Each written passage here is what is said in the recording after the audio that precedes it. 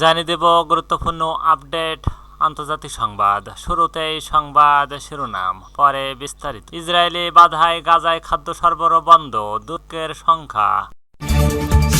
এরপর জানিয়ে দেব ফিলিস্তিনিদের অধিকার লঙ্ঘন আমরা সুস্পষ্টভাবে প্রত্যাখ্যান করছি, সৌদি পররাষ্ট্রমন্ত্রী। আরও জানিয়ে দেব পাকিস্তানের সামরিক স্থাপনায় আত্মঘাতী হামলা, নিহত 12। এরপর যা থাকছে আল আকসায় হাজারো ফিলিস্তিনির তারাবি আদায়।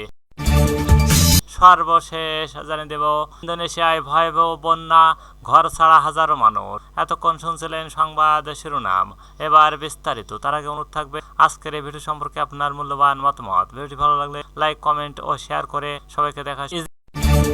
ইসরায়েলি বাধায় গাজায় খাদ্য সরবরাহ বন্ধ, দুর্ভিক্ষের সংখ্যা। পবিত্র রমজানের মধ্যেই গাজায় সব ধরনের পণ্য সরবরাহ বন্ধ করে দিয়েছে দখলদার ইসরায়েল। ফিলিস্তিনি সশস্ত্র গোষ্ঠী হামাস যুদ্ধবিরতির প্রথম ধাপের মেয়াদ বাড়ানোর প্রস্তাব প্রত্যাখ্যান করার পর যুদ্ধ অপরাধে অভিযুক্ত ইসরায়েল প্রধানমন্ত্রী বেঞ্জামিন নেতানিয়াহু এই সিদ্ধান্ত নেন। রোববার সকাল থেকে গাজায় আর কোনো পণ্যবাহী ট্রাক প্রবেশ করেনি। এদিকে পণ্য সরবরাহ বন্ধের পরই গাজায় হঠাৎ করে বিশৃঙ্খল পরিস্থিতি হয়েছে বলে জানিয়েছেন সংবাদ মাধ্যম আল জাজিরা। তারা বলেছে, সেখানকার মানুষ ময়দা, রুটি যা পারছে তাই খুঁজছে, যেন সারাদিন রোজা রাখার পরই অন্তত ইফতার করা যায়। প্রতিদিনে বলা হয়েছে, পণ্য সরবরাহ বন্ধ করায় গাজার মানুষ আবারও না খেয়ে থাকায় শঙ্কায় পড়েছে। তাদের মধ্যে গতকাল পর্যন্ত কিছুটা আশা ছিল হয়তো দখলদার ইসরায়েল স্থায়ী যুদ্ধে রাজি হবে, কিন্তু ইসরায়েল যেহেতু পণ্য সরবরাহ বন্ধ করে দিয়েছে তাই সবার মধ্যে আতঙ্ক তৈরি হয়। তারা হয়তো আবারও বর্বর বোমা হামলা চালানো শুরু করবে। মানবাধিকার সংস্থাগুলো বলছে, যুদ্ধবিরতি ও গাজায় অন্তত প্রয়োজনীয় কিছু স্বস্তি এনেছিল, তবে এটি জনগণের চাহিদা পূরণ করার জন্য যথেষ্ট ছিল না। এই নিষেধাজ্ঞা পরিস্থিতিকে আরও জটিল করে তুলেছে এবং বিশ্ব এখন এক নতুন মানবিক সংকটের দ্বার প্রান্তে হয়ে দাঁড়িয়েছে। এদিকে ইসরায়েলের সহায়তা বন্ধের সিদ্ধান্তের বিরুদ্ধে কঠোর নিন্দা জানিয়েছেন বিভিন্ন দেশ ও সংস্থা। সৌদি আরবের পররাষ্ট্র মন্ত্রণালয় বলছে, এটি অন্যায় দাবি আদায়ের অস্ত্র। আন্তর্জাতিক সংস্থা অক্সফাম একে একটি বেপরোয়া এবং নিষ্ঠুর গণদণ্ড হিসেবে অভিহিত করেছেন। গাজা যুদ্ধবিরতি মধ্যস্থকারী মিশর বলছে, ইসরায়েল ক্ষুধাকে অস্ত্র হিসেবে ব্যবহার করছে। ইসরায়েলের সহায়তা বন্ধের বিষয়টি অনেক আইন লঙ্ঘন হিসেবে দেখছে। জাতিসংঘের মানবিক প্রধান টম ফ্লেচার বলেন, আন্তর্জাতিক মানবাধিকার আইন স্পষ্ট, আমাদের জীবন রক্ষাকারী সহায়তা পৌঁছানোর অনুমতি দিতে হবে। ইসরায়েল এই পদক্ষেপ আন্তর্জাতিক আইনের লঙ্ঘন এবং যুদ্ধ অপরাধের সামিল উল্লেখ করে 5টি দেশ সুপ্রিম কোর্টে একটি আবেদন করেছে। ফিলিস্তিনিদের অধিকার লঙ্ঘন আমরা সুস্পষ্টভাবে প্রত্যাখ্যান করছি, সৌদি আরবের পররাষ্ট্রমন্ত্রী ফয়সাল বিন ফারহান বলছেন, ফিলিস্তিনের জনগণের অধিকারের যে কোনো ধরনের লঙ্ঘন সৌদি আরব স্পষ্টভাবে প্রত্যাখ্যান করছে। গাজা নিয়ে মার্কিন প্রেসিডেন্ট ডোনাল্ড ট্রাম্পের বহুল সমালোচিত পরিকল্পনার মোকাবেলায় কায়রোতে আরব লীগের এক বিশেষ সম্মেলনে দেওয়া ভাষণে ইসরায়েল বস্তি প্রত্যাখ্যান এবং ফিলিস্তিনিদের বাস্তুচ্যুত করার বিরুদ্ধে কথা বলেন প্রিন্স ফয়সাল। তিনি বলেন, আমরা গাজা উপত্যকায় যুদ্ধবিরতি স্থায়ী করার জন্য আন্তর্জাতিক গ্যারান্টি এবং জাতিসংঘের প্রস্তাবের প্রয়োজনীয়তার উপর জোর দিচ্ছেন। সৌদি আরব দ্বিরাষ্ট্র সমাধান এবং তিনি জনগণের আত্মনিয়ন্ত্রণের অধিকারের সমর্থন করে। তিনি আরো বলেন, গাজার জনগণ ওই অঞ্চলে থাকা অবস্থায় সেখানে পণ্য গঠন করতে হবে। নিরাপত্তা স্থিরতা নিশ্চিত করতে তিনের কর্তৃত্ব পদককে সৌদি আরব জন্য সমর্থন করে।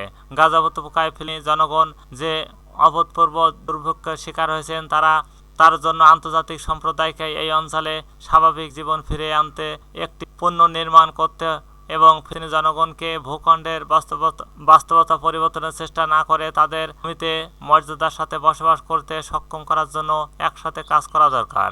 মন্ত্রী আরো বলেন, আমরা আশা করি এই সম্মেলনে যুদ্ধের বিপর্যয় প্রক্রিয়া অবসান ঘটাতে এবং ফিলিস্তিনের নিরাপদ বেসামরিক নাগরিকদের রক্ষা করতে এবং একটি নতুন বাস্তবতা তৈরি করতে বাস্তব ফলাফল অর্জন অবদান রাখবে, যা এই অঞ্চলটির নিরাপত্তা, স্থিরতা এবং সমৃদ্ধি আনবে। বিশ্ব সম্মেলনে গৃহীত চূড়ান্ত ফিলিস্তিন ভূখণ্ডে আন্তর্জাতিক সুরক্ষা শান্তিরক্ষীয় বাহিনী মোতায়েন আহ্বান জানানো হয়। সেই সঙ্গে গাজা উপত্যকায় মানবিক ত্রাণ প্রবেশ বন্ধ এবং ত্রাণ কাজে ব্যবহৃত ক্রসিংগুলো বন্ধ করে দেওয়া ইসরায়েল প্রচেষ্টার নিন্দা করা হয়।